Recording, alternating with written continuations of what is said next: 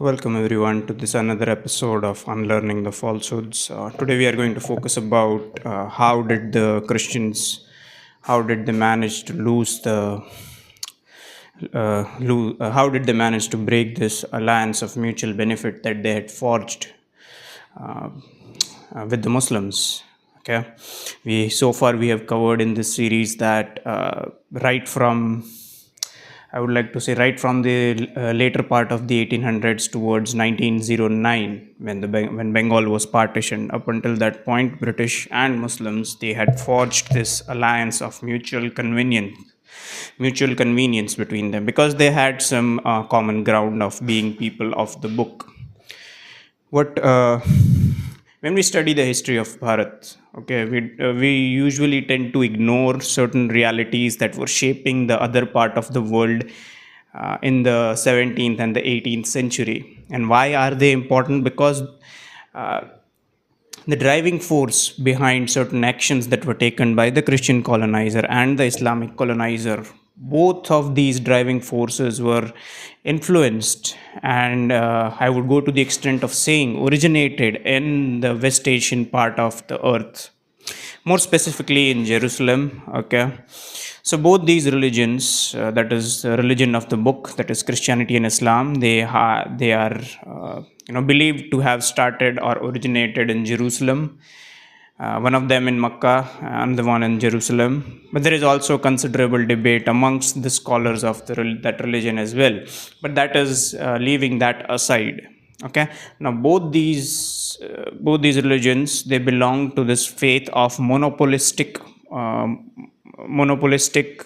monotheistic tradition, meaning that their god is the only god. That was the bedrock of their belief.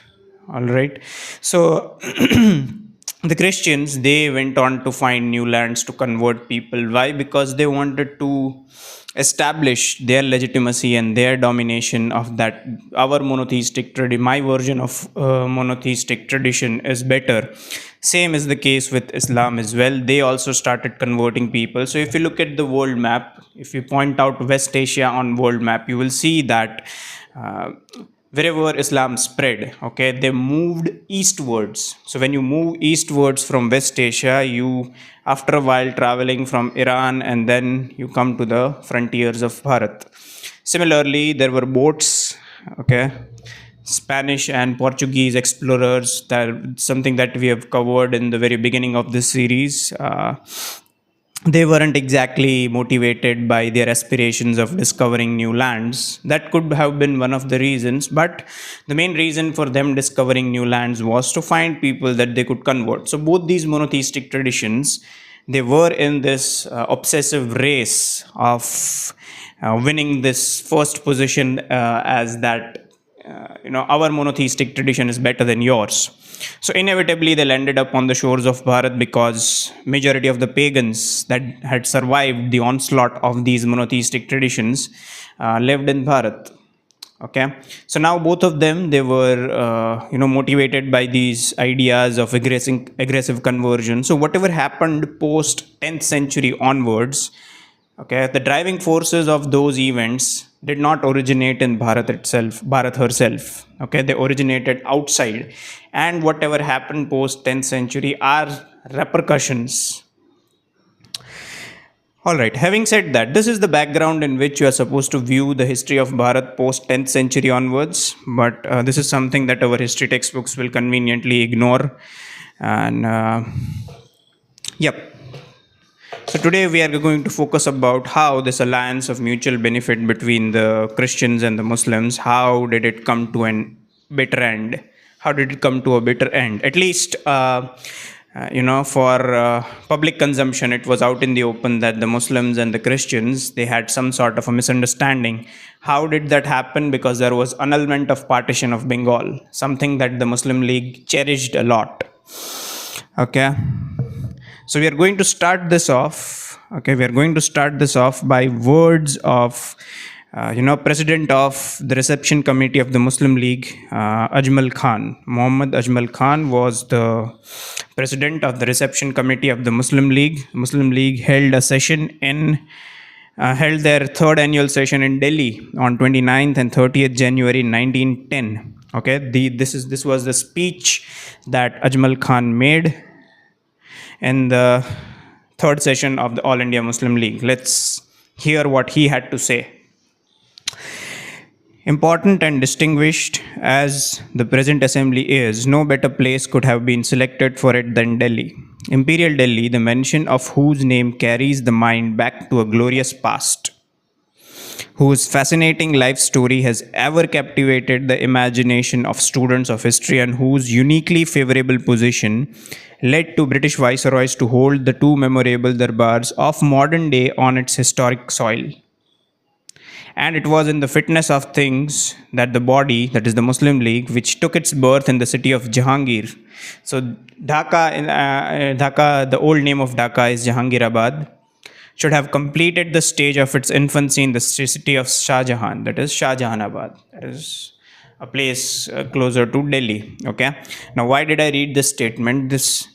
The person who is making this speech, okay, he is appealing to the sentiments of the past. What are those sentiments of the past? Delhi being in its prime glory. Delhi was the capital of the Mughal Caliphate, and that is something that he is harkening back upon to evoke the sentiments into the people. Like if you're giving a speech, okay, if you're giving a speech and you're speaking about something, that thing has to evoke some or the other sentiments into your audience. Otherwise, what's the purpose of giving that speech? So here he is harkening back upon Delhi and his prime glory. Okay. So this tells you how was the Islamic coloniality entrenched within the converted pagans. Okay. Here again in that same speech, okay, Ajmal Khan goes on to say this. Okay. These are his words, not mine. Let's hear what he had to say. I'm sure I can speak for my co-religionists throughout the Indian continent in declaring emphatically that Muslims regard as their brethren all loyal and law-abiding Hindus, whose exertions to advance the welfare of India, if they do not aim to remove the protection of the Union Jack, they are prepared to support and supplement in a broad-minded spirit of judicious Catholicism. Here, Ajmal Khan is saying that the Muslims of Bharat, okay, the pagan Muslims of Bharat, they are willing, okay, they're willing to consider the pagans as their brethren as long as they do not plan to overthrow the British authority. So this is a conditional brotherhood, not a, selfless and universal brotherhood. This is a conditional brotherhood, meaning that the Muslims will only support the pagans if they do not plan to overthrow the British authority. Why? What would happen if the pagan natives plan to overthrow the British authority? The state power would slip into their hands after almost 8 centuries of plunder. And according to the Muslims, no non-Muslim could justly claim to rule over them. Okay, so these exactly are the Muslim interests that we spoke about in the previous video that some of its political leader to this very day advocate. Okay, and that is all for political gains. All right, let's hear what Ajmal Khan further said in his speech. I should be guilty of an unpardonable dereliction of duty if I omitted to proclaim what I believe is at this moment uppermost in the minds of you all. We are deeply grateful to two illustrious statesmen who are now at the helm of Indian affairs, to whose generous appreciation of the Muslim community in India we are indebted for the equitable recognition of our communal rights. In His Excellency Lord Minto, we have truly found a benefactor whose memory our future generations will bless.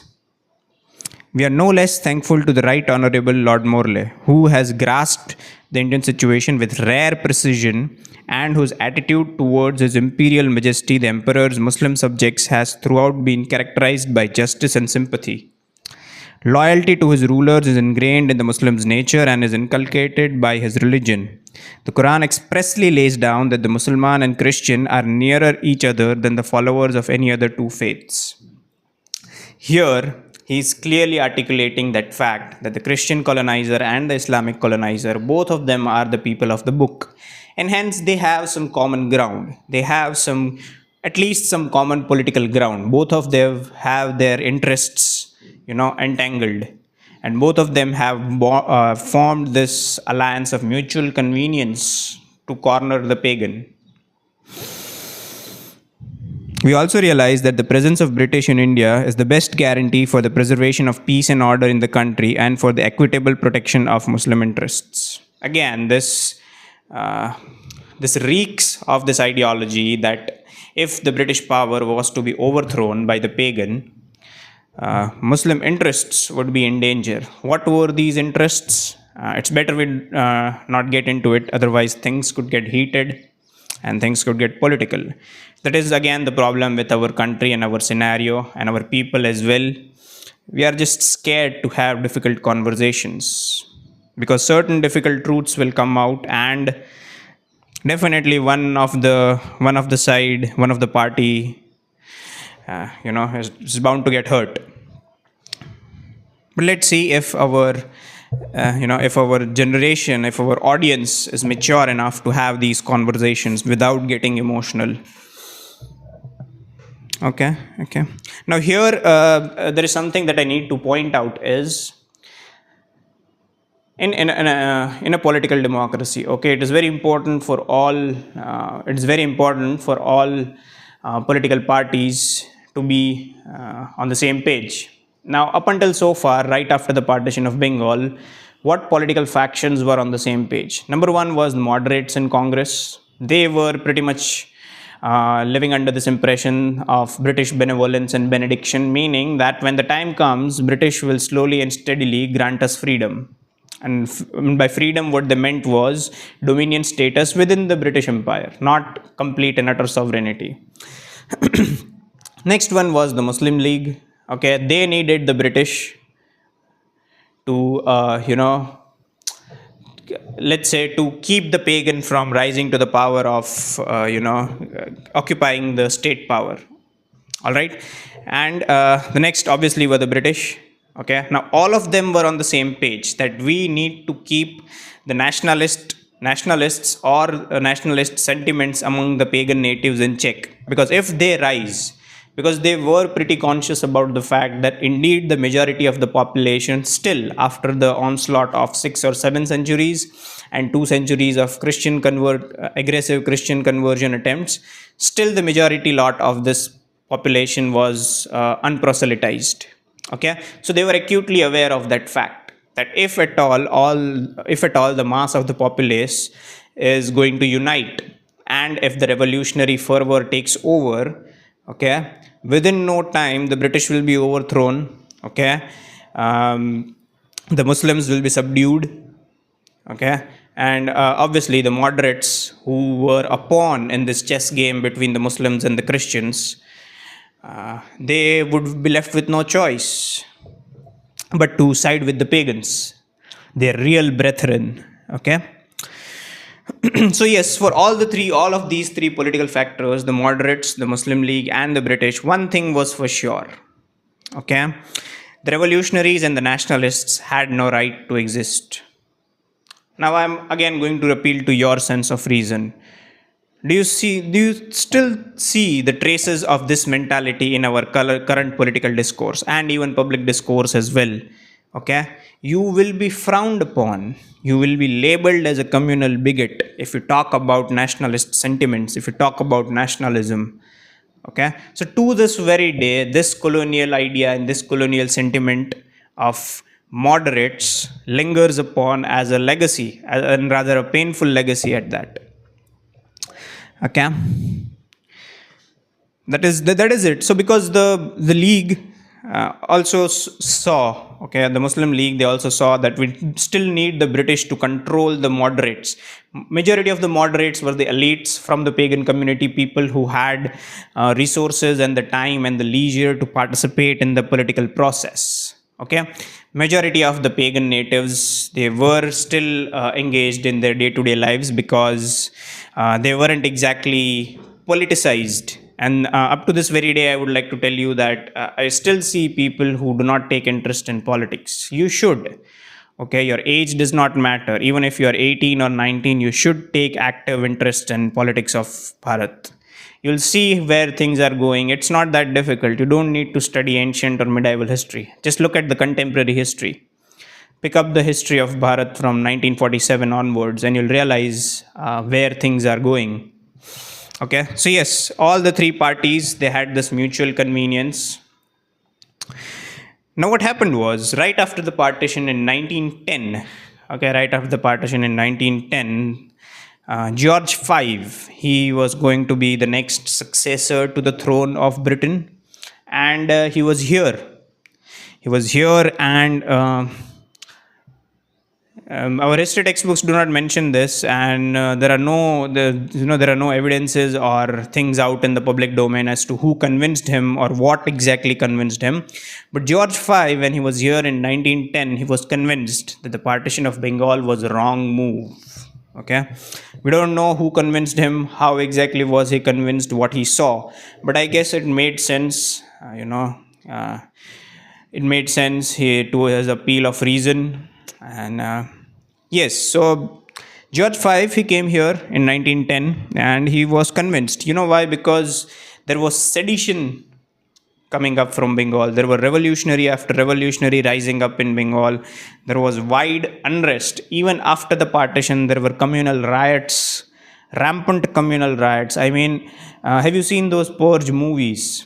Multiply the intensity 10 times, and you will still be a little bit short of the intensity and severity of the riots after the partition of Bengal in 1909. Okay, so all these things were parallelly going on. So that George V, he came over here. He was convinced that this was the wrong move, and yeah. So when George V came over here, one lord replaced other lord, one viceroy replaced other viceroy. It was like a transfer. Right now, how IS and IPS, those people are transferred across. Same was the situation with the lords and the viceroys. One came, the other left the office. So that's how it was. That's how it was. It was a bureaucracy at that point in time. So the next viceroy who came into office was Hardinge. Okay, Hardinge, he made this particular statement. These are his words, not mine. This is his statement he made in response to the communal situation right after partition of Bengal in 1909. These are his words, not mine. Within an hour of being sworn in as the Viceroy and Governor General, I had an interesting lesson as to the relative value of British and Indian troops for the preservation of order. The Lieutenant Governor of Bengal, Sir E. Baker, came to see me and informed me that the police were unable to cope with a band of Muslims who were looting the bazaars and asked permission to send 2 companies of an Indian regiment to restore order. I agreed. An hour later, he asked for more troops. I authorized the use of the whole battalion. Later on, he telephoned to say that the Indian troops were of no use, whereupon I gave orders for 2 companies of the Rifle Brigade to proceed to the scene of disturbance. And immediately after their arrival, order was completely restored without a shot being fired. Okay, so this is in 1909 and 1910, when there was rampant widespread violence and state wasn't exactly doing anything about it. In the previous video, we have covered this in a place called Comilla. Right after partition, there were widespread riots, and when I say riots, these 3 things happen by default: destruction of temples, desecration of idols, gang rape of women. Okay, this is a given whenever I say widespread riots. So all these things were parallelly going on, and the British authorities and state authorities were turning a blind eye. We don't know the reason, but if we get into the discussion of why exactly were they shielding an ally with whom they had an alliance of convenience and mutual understanding. Again, an appeal to your reason. Ponder upon the reasons. Why exactly were they turning a blinding eye? Why exactly were they shielding their ally? So this is what Hardinge wrote. These are not my words. Next up, so right after returning, George V, okay, he was convinced. that the partition of Bengal was an incorrect move, and if we undo that move, things might come back to normal.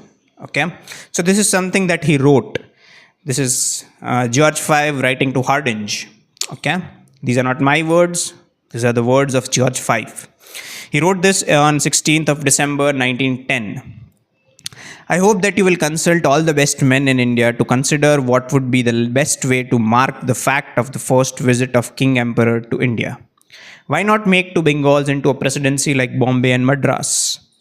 This would flatter the Bengalis very much, allay discontent and stop sedition, and would be well worth the extra cost to the country. Think this over. So this was George V writing to Hardinge that he was pretty much convinced that the partition of Bengal on religious lines, that political maneuver that was undertaken by Curzon, was incorrect. And if you had to prolong the British dominion over Bharat, you need to, undo the partition. Okay, I would sit to argue that if they hadn't undone the partition, there could have been we could have they could have transferred power at least 10 years earlier. But like I said, these are discussions that will open up some floodgates, and the conversations might difficult, something that our population cannot handle. People get emotional in a discussion and things go southways pretty fast. Okay, so yes, so now what they had to do was, on the one hand, their king was telling them to undo the partition. On the other hand, on the ground, the real politics said that they had to placate and pacify their ally of the book, their Abrahamic ally, that was the Muslims. So if they undo the partition, they would lose a strong ally. But if they don't undo the partition, they risk intensification and amplification of revolutionary fervor. So what exactly should they do? Okay, there was one particular individual that came to the rescue of the British in this testing times, was John Jenkins. Okay, John Jenkins, he suggested that instead of labeling this as partition, we could rebrand this move as shifting of capital from Calcutta to Delhi.